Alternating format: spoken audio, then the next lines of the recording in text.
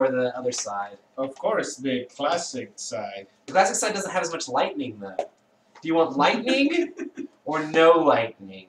It doesn't really matter. They're just different you see, like shapes. the That's the lightning only between real. the blocks. There's a lot of lightning. The lightning There's does no nothing. It's just. Oh, okay. Let's play with the Purely for flashier aesthetic. one. But this one has a wall. This one doesn't.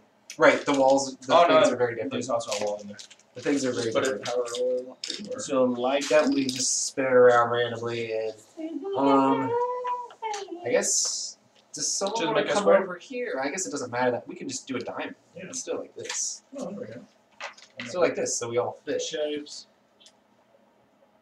Whoa! It looks so crazy. Okay. Actually, looks pretty cool. yeah, actually it does. So you're the green wizard, red wizard, yellow wizard, blue wizard. You're Jace the Mind Sculptor. Just kidding, not really. I can't do the riddle. So is it like sorry? You might could be. It's exactly like sorry. It's the Looks exact solid. same game. We draw cards and we try to Okay. try to try to knock each other out, and then say sorry. Okay, we'll just do this, and then The portal to the unknown. this. That. The point of this game is to get 2 points. I'm just gonna do all the cards mixed together because we're just gonna be crazy like that. Just because I want it to be whatever the crap we draw. And it'll be awesome. The point of the game is to get 2 points. You can get 1 point by having another wizard's treasure on your home base, which is I'm pretty sure that's the literal term is home base. So this is your home sector, which is your home tile. So you've got yours and mine and the other ones. If you go over to someone else's place and grab their treasure and actually get all the way back with it and put it in your home base, then it counts as 1 point. While it sits there, you could come over here and steal it, and then I lose a point, and then you would have a point. Okay. So that's one way to get a point. The other way to get a point is, and you also don't get points for having your own treasure on your own base. The other way to get a point is by destroying another wizard, by bringing their life all the way down to 0. If you're the person that kills another wizard, then you get a point. And the first person to 2 points. So if you get 1 treasure and then kill a wizard, then you win the game. If you get 2 treasures, you win the game. If you kill 2 wizards, you win the game. So a lot of times it's like get 1 treasure and kill someone, or get 2 treasures. It just really depends on the cards you get. So there's a whole bunch of different cards in this game that do very different things. You have different types. So the green cards are all like non-combative spells. Like they do different things. Like this one can create a wall, so you can kind of put up a wall to make it harder for people to get into your sector And or destroy a different wall. things like that. And then this card destroys a wall. So these don't count as attacks. The ones that are red count as attack cards. So you can only play 1 attack card per turn. You can play as many of those like just regular spell cards as you want. So there's several different kinds of attacks. They'll do all sorts of different things. There are also items. So items you hold in front of you and they do different things. Like this large rock, you can like throw it at a specific place and then it'll do different things. This brainstorm will like let you have more cards in your hand. There's some items that like let you move faster and some items that do other things. So all the yellow icons are items. Then you also have reactions. So this is like full shield. Cancel target spell targeting you as it's cast. So it's basically like a counter spell. All the purple reaction cards can be played on other people's turns. These cards have to be played on your own turn. So, and you literally have ones that are like specifically like a counter spell. Like it's like straight up called counterspell. But yeah. Right. This game actually came out before Magic did. So a lot of the ideas from this game, this version of the game did not. I was telling Matt that this came out as like just very plain, and it was sold in like a Ziploc bag when it first came out. Wow. So it's way back in the day. I'm pretty sure it came out before I was born. I'd have to Wikipedia. What are the logos on the bottom? So these don't really matter because these are the set that it's from, so you can like mix it up and play with different sets. Then we also, let me talk about this type first. We also have energy. So energy can be discarded to do multiple things. Let me see if I can find a specific card that you can use energy for. Here's Mist Body, which is another neutral guy. So energy can be discarded to up your movement by that speed. So if you discard this, you can move 4 extra spaces, which is pretty awesome. Or you can discard energy with another card, like this Mist Body. This Mist Body allows you to evaporate into mist, and whenever it lets spells pass through you. While this spell lasts, you can pass through anything but stone walls. So you can like pass through like other wizards' doors. So these doors can only be passed through by like that color wizard.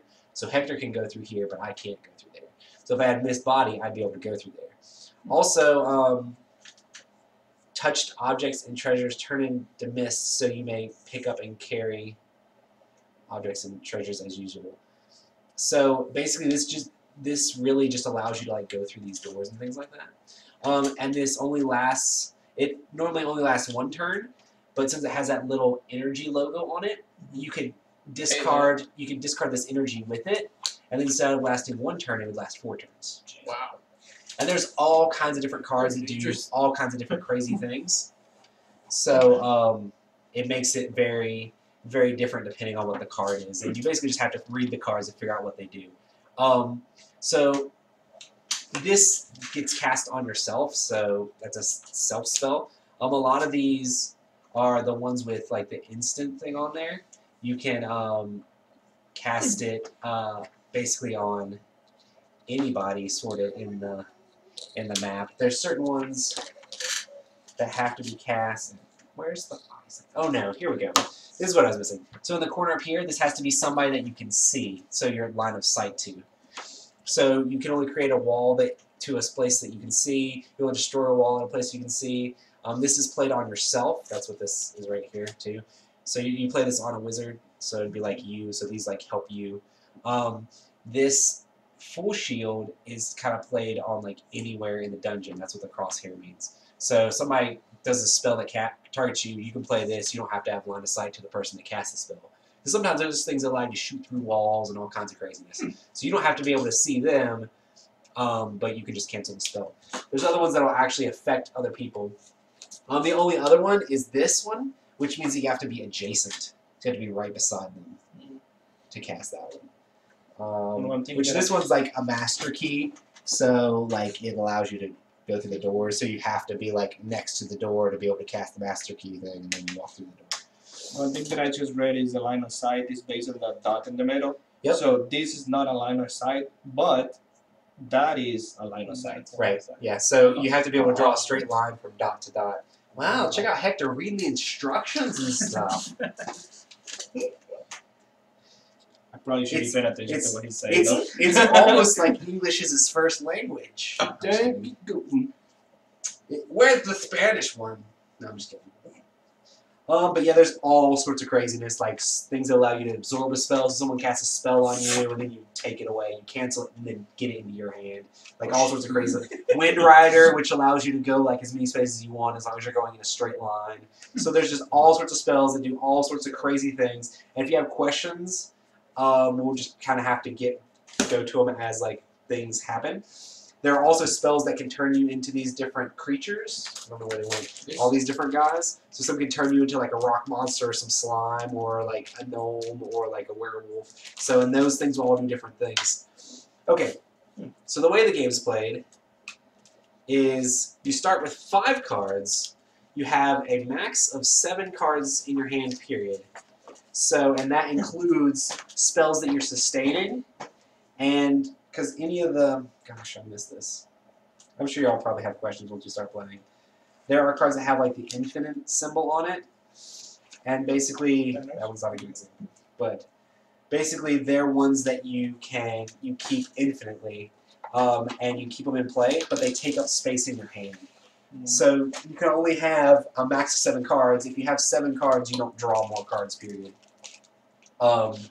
So normally you draw like at the end of your turn, but like if this was in play, that would count as part of my hand. As I cast more spells that would stay in play, like I cast a bunch of walls and stuff like that, they also take up space in my hand. Okay. So I have to be like, okay, well, I really need different things in my hand. I'm gonna you can discard any of like the spells and stuff you're sustaining at any time. So it's like, okay, I'm gonna discard this. That wall goes away, and I'll be able to draw more cards. You know. So it just depends on how long you want to hold on to that. This is your life die. Still your lifetime. And it's 15. Okay. Yep, you start at 15. So every wizard's allowed to move 3 spaces on their turn. So I could go one space, cast a spell, go 1 space, cast a spell, go 1 space, cast a spell. I can do whatever. You can kind of do your turn in whatever order you want, or you can just go 1, 2, 3. That's the end of my turn. You can play whatever cards you want out of your hand. At the end of your turn, you will draw 2 cards, but you can discard before you draw if you have like too many. Like say you already have 7, you could discard some of your cards so that way you could draw however many. If you had 7, you could discard 1, but then you'd only draw 1 card because 7 is the max that you're allowed to have. Yeah. At the beginning of the game, we only start with 5, so everybody will get cards in their first turn. And also when you play other cards, it allows you to have empty space in your hand. I know for something like Whenever you pick up a treasure, so if I made it like over to here and actually picked up your treasure, your turn ends immediately when you pick up a treasure. Okay. So I can't like pick up your treasure and keep going and keep doing all kinds of craziness. Of course, there are cards that could allow you to break any of the rules of the game, but regular rules are you have to end your turn whenever you pick up a treasure. And that counts even like if I pick it up and then you make me drop it with some spell, and I pick it up again, my turn would end. So you want to kind of cast any spells, do any movement you want to do before you actually pick up the treasure. How come there's more of these than the others? Probably because there's more of them in the deck. So those are like different items that can fall on the ground, And they're all mine. and they're all yours. But they They're just a little bit of represent advantage. different cards in here. Gotcha. So the board is like Pac-Man. So if I go out this way, I come out that way. Okay. Also, if I go through this door, it portals me over to that door over there. So basically, we're all adjacent to each other. Okay. So you can get to me through going that way or through going this way. But I can get to Phil by going that way, and I can get to Hector by going that way. We need this. Also, yeah. Also, for your 1 attack for the turn, if you don't have like an actual attack card, if you're either adjacent or in the same space as another wizard, you can just do like a basic attack and roll. Actually, I'm not sure if it's 1 damage or you roll the die. I'm pretty sure you roll the die and you do that much damage.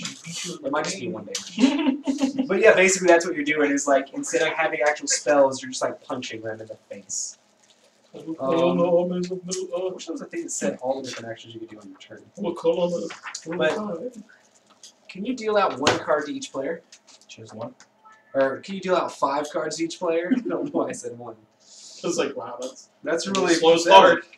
Yeah. And you're like, how did we get to Punching. 5? A wizard may punch it only does 1 damage. So if you punch someone else, you do 1 damage to them. It's kind of like, I'm here, I might as well punch you. So. Then there's other things like stun and all sorts of things like that. We'll just get to that as it happens. Wizards! Wizard battle! Bring it. I love this game. I guess we can live right. Yep, so you get to look at your cards. We'll roll the dice to you guys first. I got a 1.